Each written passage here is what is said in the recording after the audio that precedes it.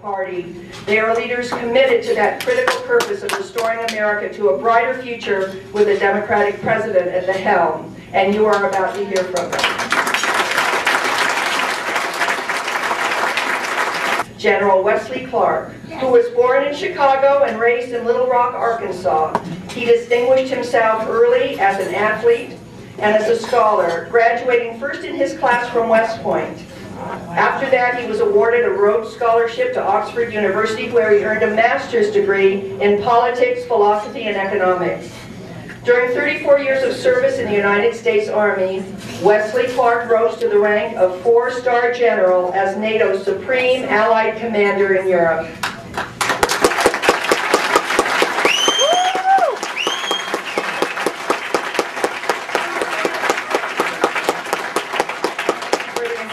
Isn't it?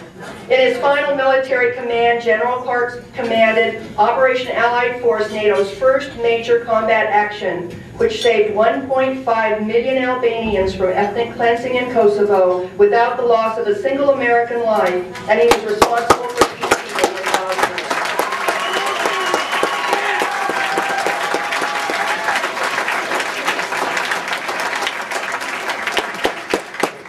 Retirement in 2000, he became an investment banker, author, commentator, and businessman.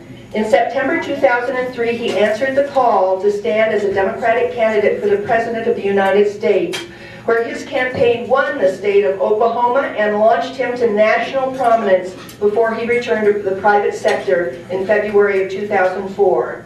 He's the author of the best-selling book, Waging Modern War, and more recently, Winning Modern War, Iraq, Terrorism, and the American Empire. In the fall of 2006, General Clark was brought on as a senior fellow at UCLA's Merkel Center for International Affairs.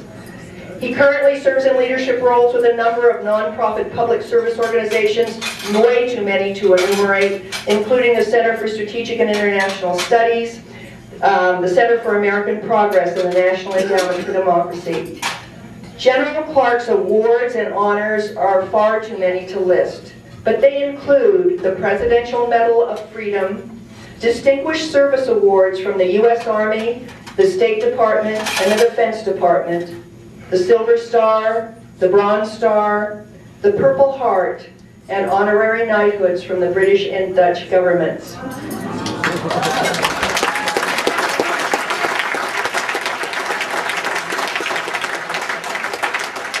We're proud to have General Wesley Clark with us here tonight, a potential presidential candidate, and you're about to hear from him. Please join me in a warm welcome to General. All right.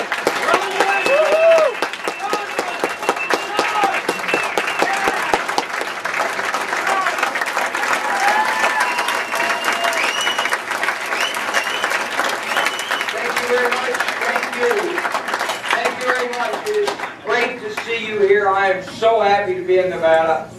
I've had the best times coming back here. I always wanted to be assigned in Nevada, but you know, I was an Army guy. And all you had were Navy and Air Force. So the best I could do was take my helicopter and fly from Fort Irwin, California, across those mountains and land in Las Vegas. And I have to tell you, we did spend a lot of money at the Flamingo Hotel. But it's great to be here with you all. You got to be very proud to be in Nevada now. The American West is the future of the country, and it's the future of the Democratic Party. And in 2008, the American West is going to put a Democrat in the White House.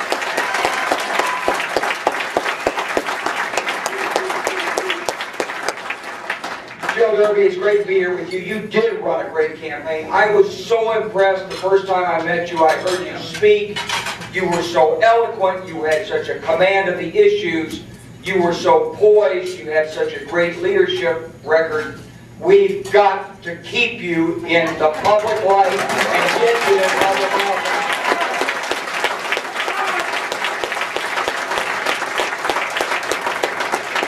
And I want to, of course, recognize all the state officers who are here and state leaders, but especially the county chairs, the co-chairs, Bud Orange, and my friend Cindy Trigg.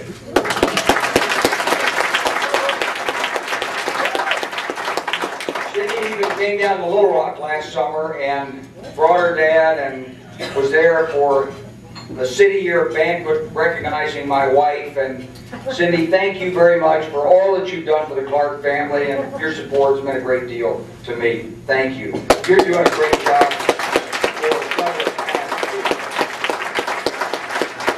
Now I want to recognize my friend Joe Richardson, the great governor of the state of New Mexico.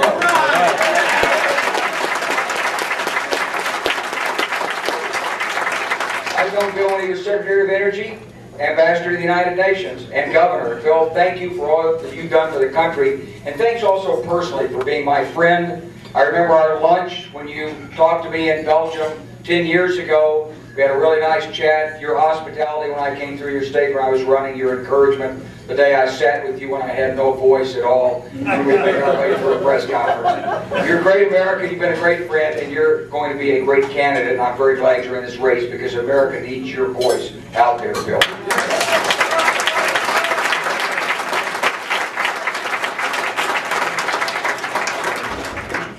My name's Wes Clark. I'm an American soldier, and I'm fighting for America.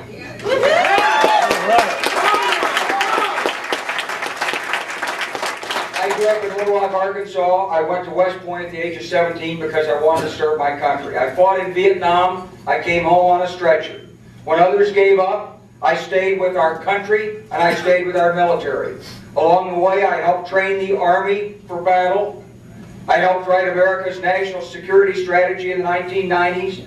I helped prevent a war in Korea. I helped end a war in Bosnia. And I was the NATO commander, and we won a war in Europe to stop ethnic cleansing, and we won it without the loss of a single American service member.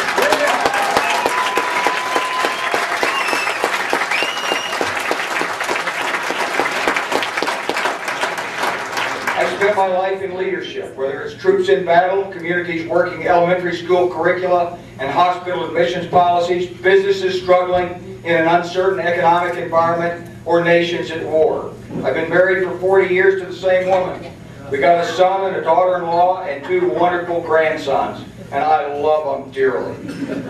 I'm a veteran. I'm a veteran and I'm proud of it.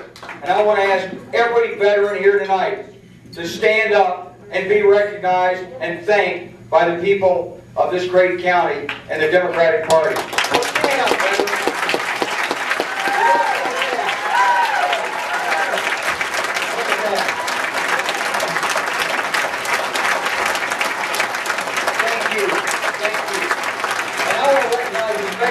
Back there, Charlie Brown, would you stand up, please, just for again? Charlie Brown. You may not know Charlie Brown like I do, but he's a veteran. He's 26 years at the United States Air Force Academy graduate. He ran for Congress in a very Republican district in California against a very bad Congressman. And he nearly won. He completely changed the tables. He's California's Joe Derby, and he's here tonight with his wife, Jan. Thanks for your service, Charlie and Jan.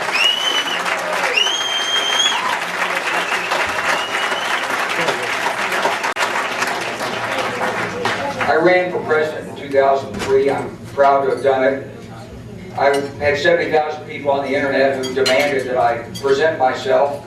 And I turned to my wife and I said, honey, I think I'm being drafted. And she said, no, you aren't. She said, it's not a draft until party leaders call you. So the next day, Charlie Rangel called, and then President Carter called, and then my friend Sandy Berger, former National Security Advisor, called, and it went on like that, congressmen and senators. And finally, I did come in. I came in because our country was bogged down in a war we didn't need to fight.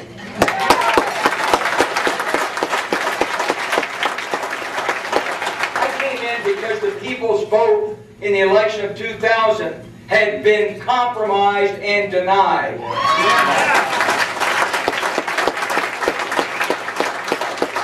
I came in because both our liberties and our economic security were being endangered by the most destructive and short-sighted administration in American history.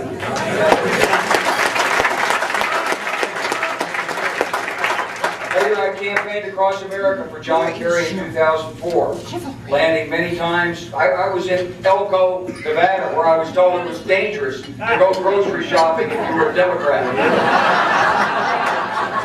I explained that I had 20 guns at home. And they asked me, but do you have any here?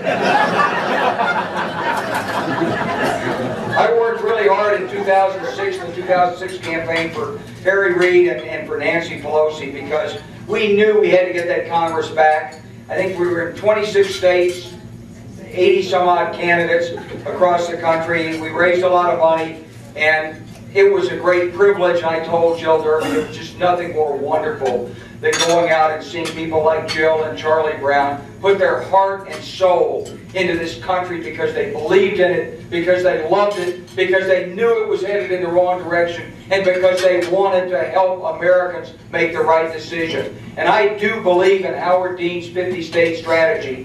We have to be strong everywhere, and we will be.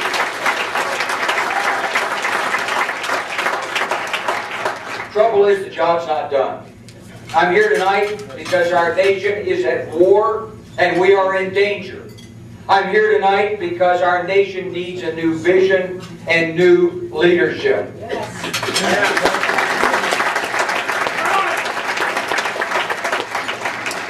My friends, there's never been a time in American history when our nation has been so dependent on events and forces and actions taking place beyond America's borders. It's our troops in battle in Iraq and Afghanistan. It's an undeclared war that's heating up with Iran. It's the war on terror and Osama bin Laden, who's not loose and proliferating his dangerous ideas around the world. It's nuclear proliferation with North Korea and Iran. But we face other dangers across this nation's future too, and across our borders.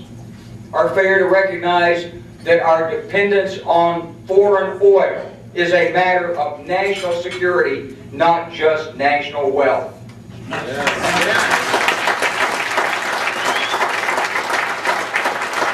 We face an inflow of people whose identities we often don't know, and an outflow of jobs that people near and dear to us need and value. And we face catastrophic climate change that knows no border, but does know solutions. Solutions this president and his party have chosen to ignore for 6 long years.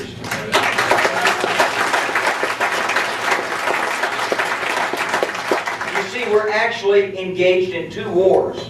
One war is the physical war. It's the war of soldiers, the war of the intelligence agencies, the war of secret operations around the world, the war that is designed to physically protect America. But while we're engaged in that, we're in another struggle, a struggle with even greater potential consequences for us. It's the struggle for global competitiveness in a world that's ever shrinking in size and ever growing with competitors, technologically savvy, ambitious, and aggressive to take up where America has left off. And so at this time when we're engaged in these 2 struggles, I want to assure you, and I want to ask you, please, no political party can make a claim for leadership unless it addresses the full range of issues confronting this nation. We Democrats have to be as strong on national security as we are on education and health care and social justice and jobs.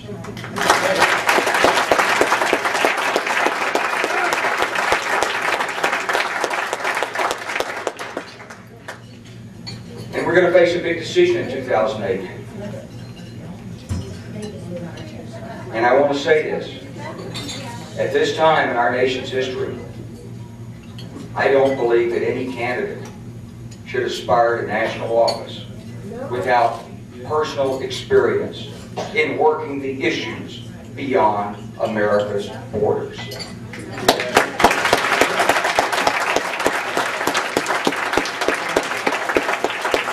It's not a matter of who can talk the talk It's a matter of who's walked the walk.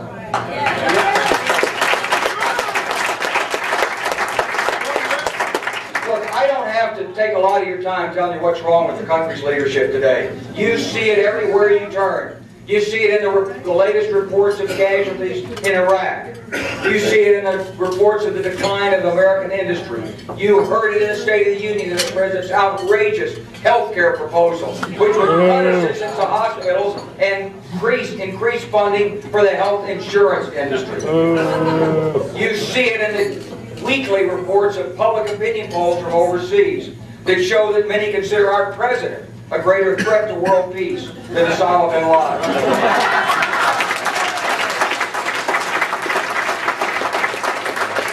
So I'm not going to titillate you any longer with a long list of examples of how inadequate, how incompetent, how unjust, how corrupt, how heartless, how cruel and hypocritical this administration has been.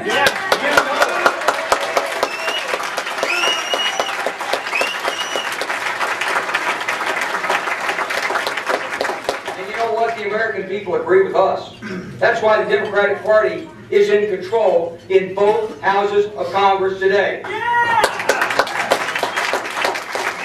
And that's why John McCain and Rudy Giuliani and Newt Gingrich and Sam Brownback and all of the rest of them are not going to be in office after 2008.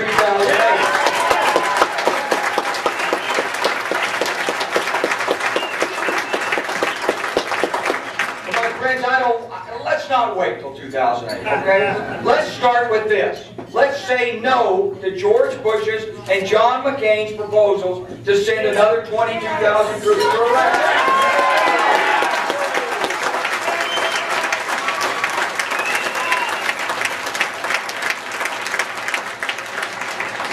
No more troops. Not one. You cannot quench the fires of political strife and civil war in Iraq with the blood of American soldiers. We won't permit it.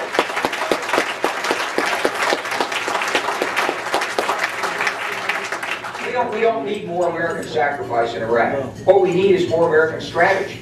And if we want to honor the men and women in uniform, then we don't need to send reinforcements. We need to send them a strategy that's worthy of their dedication and service and will indeed enable them to succeed. A strategy, not a sacrifice, is what we need in America.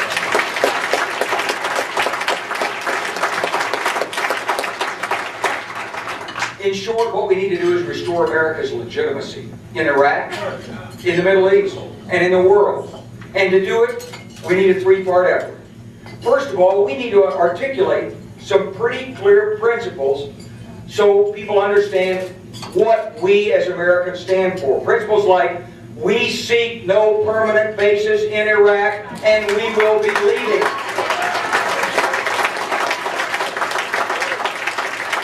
Principles like, we respect the legitimate security needs of each and every nation in the region. And we expect that each and every nation in the region will respect the borders and security needs of their neighbors. We support international law. We'll hold our own forces to it, and we expect the states in the region to hold their forces to it. We believe that common problems can best be addressed through dialogue and with mutual respect. Yeah. How about that for an American statement of principle?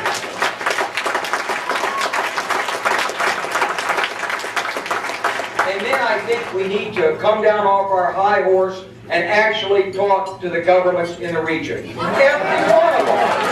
Including those we don't agree with.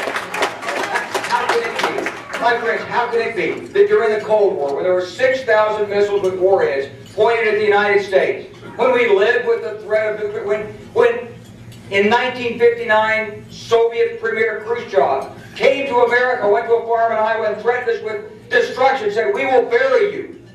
We still had an embassy in Moscow. We were still talking to the Russians. Even the Republicans' favorite president, who called the Soviet Union an evil empire, met with Soviet Premier Gorbachev in Iceland. Why is it that this administration won't meet and talk with our adversaries in the region? It's wrong. We need to change that policy. And then we need to put all of our power, our economic influence, the power of international law, our diplomatic strength into tackling the tough and interrelated problems in the region. Israel and the Palestinians, Lebanon, Syria and the border with Israel, Iran's quest for regional hegemony and nuclear proliferation threat, the problems in Afghanistan and the support for the opium poppy there, and the terrorist sanctuary over the border in Pakistan. These are not isolatable, and they're not isolated. They need to be tackled in an integrated fashion based on a sound statement of principles. We can do this. It won't be easy, but we need a new strategy to win the fighting war that America is engaged in. Yes.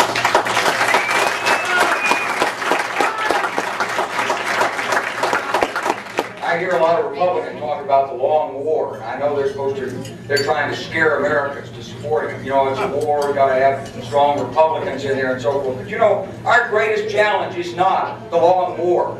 Our greatest challenge is the long peace. It's not the threat that others might attack us. It's that others are emulating us. They're competing with us for jobs and technology in the global competition. And we must tackle the emergence of China. China, 4 times the size of America in population. Economy's growing 10% a year. World's largest steel producer. Fastest growing consumer market. 35% more cars on the road in China this year than last year. New universities, new technologies, new confidence. China for 3,000 years, the center of human civilization. Paper, gunpowder, the compass, navigation, all invented in China, the Middle Kingdom, now striving to regain what it views as its rightful place as the center of the world. China is a nation yet to embrace the values of freedom and democracy, but it is poised to become an economic Goliath.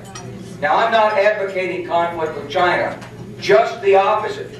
We must disengage from unnecessary war in the Middle East and face the real challenge of global economic competition. How do we keep our American...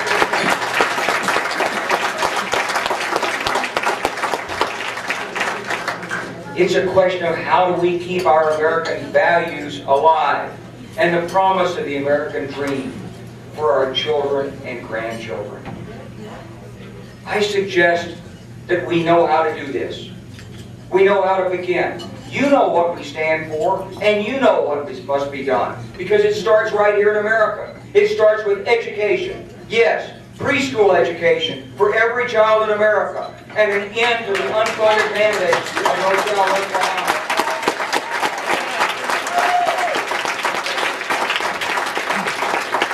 We want a system of education that's centered around respect for our teachers, love for our children, and the active engagement of our parents. We ran that system in the military schools that I supervised. We put it in, we worked it, we changed school boards, we changed parental teacher counseling. We built that system. I know it works. And it'll change America when we put it in there and really mean it. No child should be denied college because they can't afford to pay. And we shouldn't be...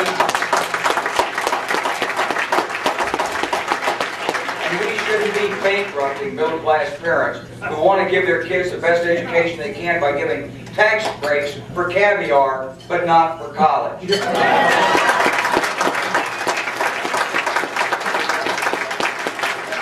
need real help for struggling families using all the tools and resources of America, not just government, but business and houses of faith. We've got to help lead these families up from poverty and into modern America.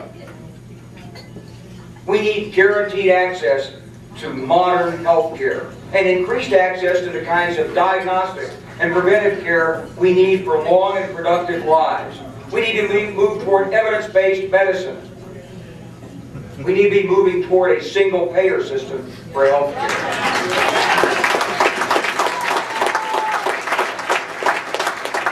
We need an energized business environment with greater help for small businesses, tax incentives for companies that treat their workers fairly, a multi-billion-dollar investment in alternative energy sources, which are the best protection we can get from the ever-shifting sands of the Middle East. And we need increased emphasis in R&D, in the life sciences, new materials, and transportation technologies. We've got to put America back in front again in business and technology.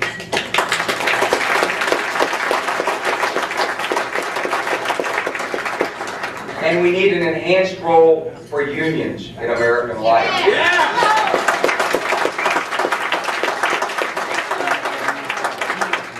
Our union movement suffered, and unnecessarily so.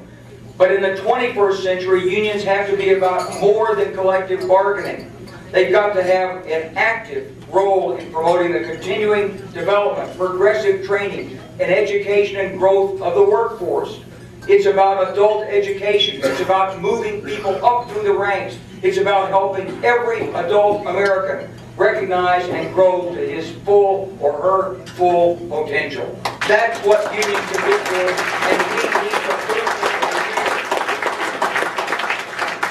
we need to do outreach to our neighbors, to welcome and work with all those who share our values, and to strengthen the bonds of commerce and shared values which have preserved the peace in our own hemisphere. In America, we need revitalized infrastructure, roads, railways, ports, airways, broadband, Wi-Fi, WiMAX, ever-expanding communications and access to each other and to the world.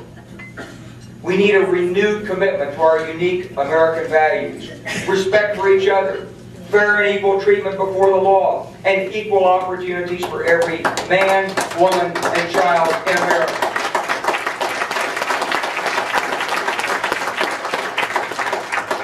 You know, I'm going to talk about a strong national security, but I don't mean just a strong military. I mean a recognition that the truly strong exercise their military strength only as a last resort, because they can lead other nations with the greatness of their spirit, with their values, and with the respect that comes from showing respect for others.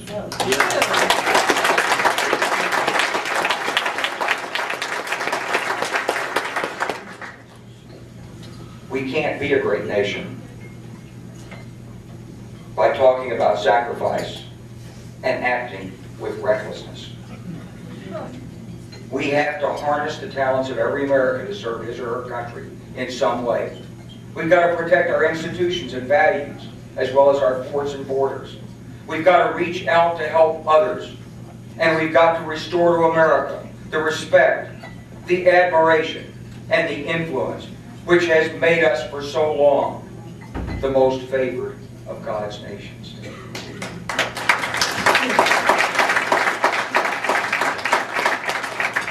If we but take these measures, we Americans need not live in fear. We need not send our sons and daughters abroad to die. We need not tremble at the growing strength of other economies or look for glory in the past. If we but take these measures, America will rise and respond. We'll thrive and prosper. We'll regain our unique place of prominence in global leadership. If we but take these measures, your children and your grandchildren will be forever thankful. They'll look at you with awe and admiration. You changed the course. You ended an unnecessary war. You preserved our freedoms.